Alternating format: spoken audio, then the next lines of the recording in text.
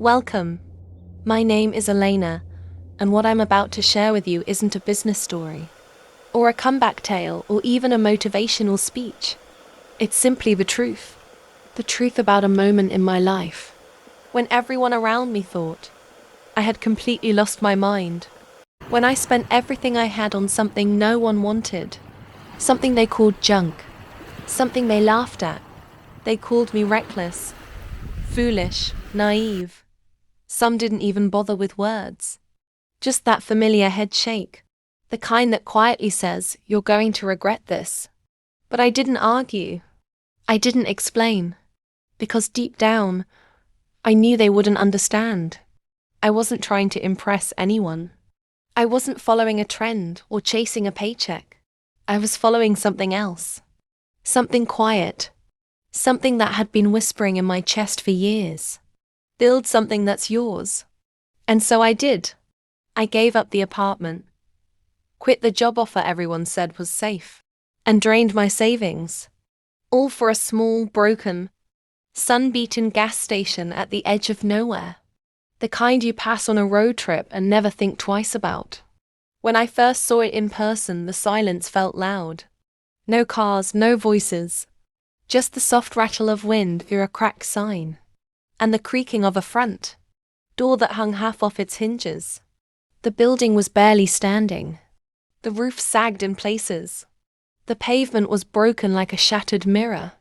The pumps were rusted out, their displays long dead. Inside, it was worse. Dark, mouldy, filled with the forgotten debris of time. A place where stories had stopped being told. But to me, it was full of potential. Not because of what it looked like, but because of what it could become. Because no one else saw it. And that's exactly why I had to bring it back to life. I remember the day I told my parents. We were at the dinner table. I waited until after the meal, hoping they'd be in a good mood. I said it slowly, thinking maybe they'd surprise me with support. I bought a gas station. The room went silent. Then my dad blinked. "You, what?" My mom stared at me like I'd said I was moving to Mars. "Why would you throw away your money like that?" she asked, as if I had betrayed some unspoken rule. They tried to be kind about it, but their voices cracked with disbelief. They thought I was chasing a fantasy. My brother even said, "That sounds like something out of a bad movie." I didn't respond with anger. I didn't need to, because I wasn't buying a gas station. I was buying freedom. I was buying a challenge. I was buying a dream no one else could see. The first few weeks were brutal. I camped out in the back office, sleeping on a mattress I found online for $20. I showered with cold water from a hose, ate cheap canned food, woke up at dawn and worked until I couldn't feel my hands. There were rats in the ceiling, rust in the pipes, mold behind the walls. At night, I'd sit on the floor and stare into the darkness, wondering if I had just made the biggest mistake of my life. But every morning I still got up, still worked, still pushed forward, because I had made a promise to myself. I will not give up, not until this place becomes what I see in my mind. I learned everything I could.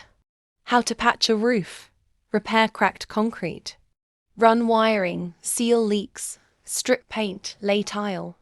I ruined more tools than I can count. Watched thousands of hours of tutorials. Asked strangers online for advice. Every task took longer than it should have.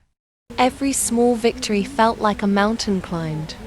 Some nights I cried, not because I wanted to quit, but because the dream was so big, and I was just one person trying to carry it all. Slowly it began to change. I removed the old shelving, tore out the rotten floors, and found original hardwood underneath.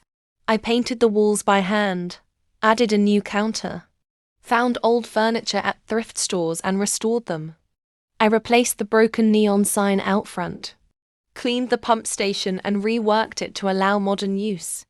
I installed solar panels, a decision that cost me more than I had. But I found grants, used the last of my credit, sold old clothes, anything to keep the dream alive. And still, no one believed in it. No one but me. Eventually, I began filming short clips of my progress and uploading them. Not for fame, just to document the madness. To have a digital record of the hours I poured into the bones of this place. I didn't expect anyone to care. But then something strange happened. People did care.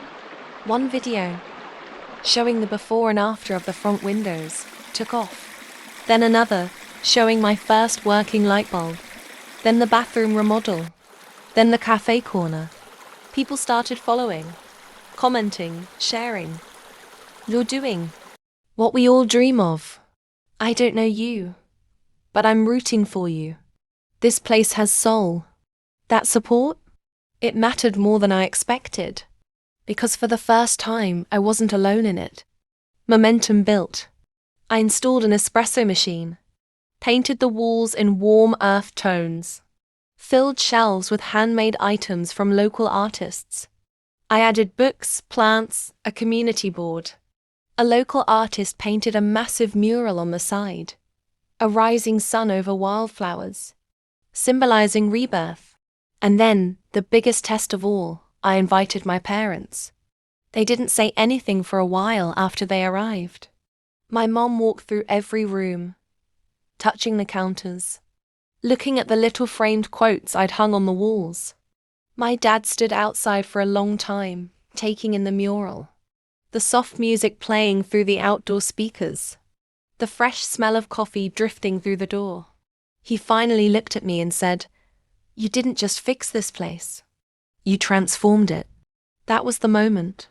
The one I'd waited for. Not applause. Not validation. Just the quiet recognition that I had done something that no one thought was possible, not even them.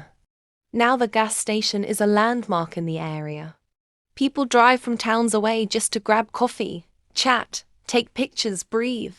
On weekends we host food trucks, open mics, art markets. Every wall has a story. Every corner has my fingerprints. It's profitable, yes. But more importantly, it's alive. Built from nothing but a dream, a hammer, and relentless belief. And the truth is, you don't need everyone to believe in you. You just need you. Your grit, your vision, your voice that says keep going when no one else will. Because the thing they all laughed at, that junk gas station, it became my legacy. I'm Elena, and I didn't just fix a broken building.